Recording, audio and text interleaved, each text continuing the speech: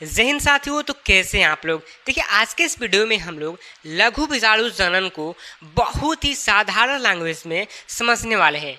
यानी कि ये जो वीडियो होने वाला है वो क्लास 12th वालों के लिए बहुत ही महत्वपूर्ण होने वाला है। क्यों महत्वपूर्ण होगा?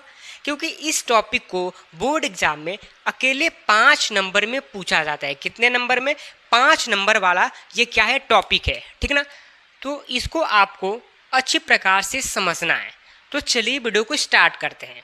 देखिए, सबसे पहले आप समझ लीजिए कि अगर आप इसको किताबी भाषा से पढ़ते हैं ना, तो यहाँ स्टार्ट करेंगे, यहाँ ख़त्म हो जाएगा और आपको कुछ नहीं समझ में आएगा दोस्त। आप मेरा यकीन कीजिए, ठीक ना। आप पढ़े होंगे तो आप जानते ही होंगे कि ये जो हमारा एनसीईआरटी बेस्ड जो किताब है ना, वो कितना जटिल है। उसके एक शब्दों से कई शब्दों का निर्माण हो जाता है, तो आपको समझ में नहीं आता होगा, ठीक। तो हमने क्या किया है कि उसी किताब से जो की पॉइंट है, जो उसमें प्रोसेस एक्चुअल में हुआ है, उसको हमने यहाँ पे लिख दिया है, ठीक। इस आपको इतना याद करना है और इसमें जोड़ जोड़ कर आपको लिख देने हैं, ठीक। तो चलिए वीडियो को स्टार्ट करते हैं। देखिए, लघु विषाणु जनन का मतलब क्या होता है कि लघु विषाणु के निर्माण की प्रक्रिया को हम लोग क्या बोलते हैं? लघु विषाणु जनन कहते हैं, ठीक। यानी कि ये जो पूरा प्रोसेस हुआ है, इसका फाइनल रिजल्ट में हमको ये जो लघु विषाणु है वो आपको या हमको देखने को मिलेगा। देखिए, यहाँ पे हमारा क्या हुआ है, 4 लघु विषाणुओं का निर्माण हुआ है। तो इस पूरी प्रक्रिया को हम लोग क्या बोल रहे हैं? लघु विषाणु जनन बोल रहे हैं। तो ये प्रोसेस क्या है, इसको समझते हैं। देखिए, लघु विषाणुधानी में कोशिकाओं का समूह पाया जाता है। जो हमारा लघु विषाणुधानी होता है उसमें कोशिकाओं का समूह पाया जाता है। अब कोशिकाओं के समूह को हम लोग ऊतक बोलते हैं, ये आपको पता होगा। चूँकि यहाँ पे लघु विषाणुधानी में कोशिकाओं के समूह है, इसलिए हम लोग इसको बोलेंगे कि ये क्या है, लघु विषाणु ऊतक है। क्या है? लघु विषाणु ऊतक है, ठीक। इतना समझ में आ गया कि लघु विषाणुधानी में कोशिकाओं का समूह पाया जाता है, इसलिए इसे हम लोग बोलते हैं लघु विषाणु ऊतक, ठीक। ये जो लघु विषाणु ऊतक होता है, लघु विषाणु ऊतक होता है, ये विभिन्न परतों से मिलकर बना होता है। देखिए, हमने यहाँ पे बना होता है नहीं लिखा है, आपको ये लिखना है बोर्ड एग्जाम में, ठीक। तो जो हमारा लघु विषाणु ऊतक होता है वो विभिन्न परतों से मिलकर क्या होता है, बना होता है। इतना क्लियर? तो यहाँ पे विभिन्न परत है। क्या है? विभिन्न परत है, बहुत सारे परत हैं। तो इन्हीं परत में से एक परत होता है हमारा अधोवस्त्री कोशिका का। किसका होता है? अधोवस्त्री कोशिका का एक परत होता है। ये जो अधोवस्त्री कोशिका है ये क्या करती है? वृद्धि करती है। क्या करती है? वृद्धि करती है। और प्रपशु कोशिका में क्या हो जाती है? बदल जाती है। किस में बदल जाती है? प्रपशु कोशिका में बदल जाती है। यानी कि अगर हम लोग बात करें तो इस 2 लाइन में हमने क्या पढ़ा, ये जो अधोवस्त्री कोशिका है वो आखिर में है क्या, कहाँ पाई जा रही है, ठीक। और ये जो अधोवस्त्री कोशिका है वो वृद्धि करके प्रपशु कोशिका में बदल गई। इस 2 लाइन में हमने इतना ही पढ़ा, ठीक ना। तो ये जो हमारा प्रपशु कोशिका है, यहाँ पे जो प्रपशु कोशिका है उसमें क्या देखने को मिला? समसूत्री विभाजन। यानी कि प्रपशु कोशिका में समसूत्री विभाजन होता है, जिसके फलस्वरूप प्राथमिक भित्तीय कोशिका एवं प्राथमिक बीजाणु जनन कोशिका बनते हैं। आपको पता होगा कि जब भी समसूत्री विभाजन होता है, एक कोशिका 2 कोशिकाओं में बढ़ जाती है।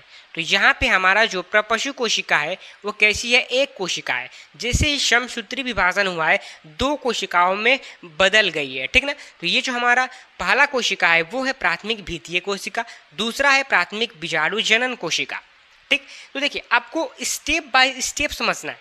पहले स्टेप में हमने क्या समझा? पहला जो हमारा स्टेप था उसमें समझा कि जो अधोवस्त्री कोशिका है वो वृद्धि करके प्रपशु कोशिका में बदल गई।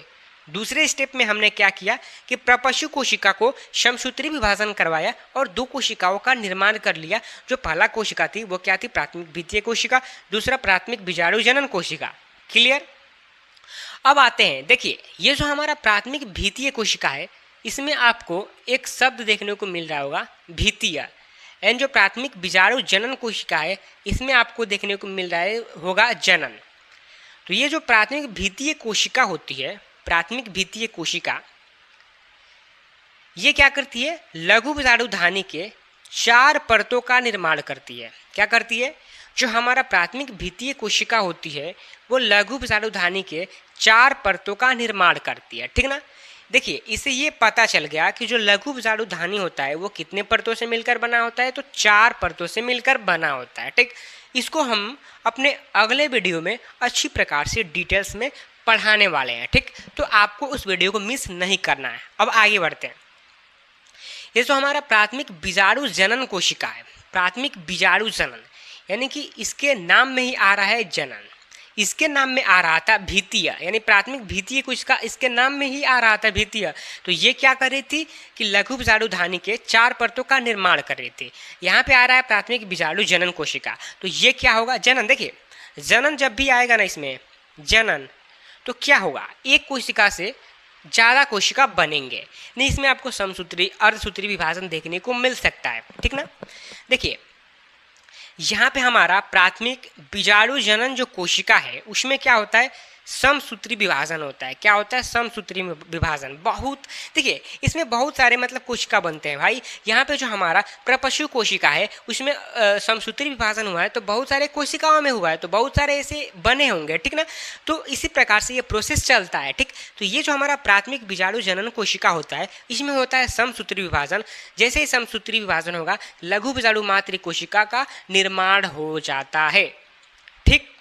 क्या हुआ, प्राथमिक बीजाणु जनन कोशिका में समसूत्री विभाजन हुआ जिसके द्वारा किसका निर्माण हो गया, लघु बीजाणु मातृ कोशिका का निर्माण हो गया।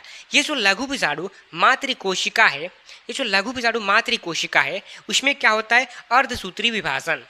लघु बीजाणु मातृ कोशिका में क्या होता है, अर्धसूत्री विभाजन होता है जिसके फलस्वरूप 4 लघु बीजाणुओं का निर्माण हो जाता है। कितना, 4 लघु बीजाणुओं का निर्माण होता है। आपको पता होगा कि जब भी एक कोशिका में अर्धसूत्री विभाजन होता है तो 4 कोशिकाएं बन जाती हैं। क्या बन जाती है, 4 कोशिकाएं बन जाती हैं, ठीक ना। तो यही प्रोसेस यहाँ पे हुआ है कि जो हमारा लघु बीजाणु मातृ कोशिका है उसमें क्या हुआ है, अर्धसूत्री विभाजन हुआ है और 4 लघु बीजाणुओं का निर्माण हो गया है। यानी कि फाइनल प्रोसेस में हमने लघु बीजाणु का निर्माण करवा लिया। इसी को हम लोग क्या बोलेंगे, लघु बीजाणु जनन बोलेंगे, ठीक ना। अब क्या होगा कि इस पूरी प्रक्रिया को, ये जो पूरा प्रक्रिया हुआ है इसी को हम लोग क्या बोलते हैं, लघु बीजाणु जनन कहते हैं। समझ गए। तो अगर आपको ये वीडियो अच्छा लगा होगा तो आप हमारे चैनल क्लास 10th वाले को सब्सक्राइब कर दीजिए इस प्रकार के वीडियो को देखने के लिए। तो धन्यवाद, मिलते हैं अगले नए वीडियो में।